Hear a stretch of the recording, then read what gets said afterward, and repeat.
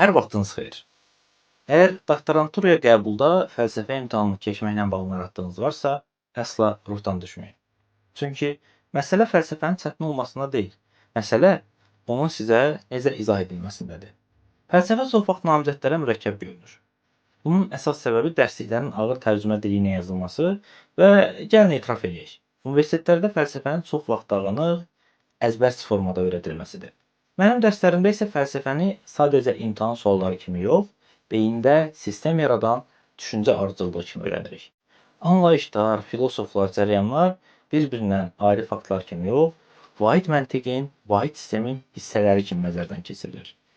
Bu yanaşmanın nəticəsidir ki, ölkə üzrə ən yüksək qəbul göstəricisi mənim dərslərimdə və mənim tələbələrim tərəfindən formalaşır. Tələbələrim sadəcə imtahanı müvəffəqiyyətlə vermirlər, həm də fəlsəfi dünyagörüşü mənimsəyirlər. Ayın 8-i yəni, ayın 9-u isə onlayn qruplarda dərslərə start veririk. Fəlsəfə qorxulacaq fən deyil. Sadəcə onu əzbərləmək yox, anlamaq lazımdır.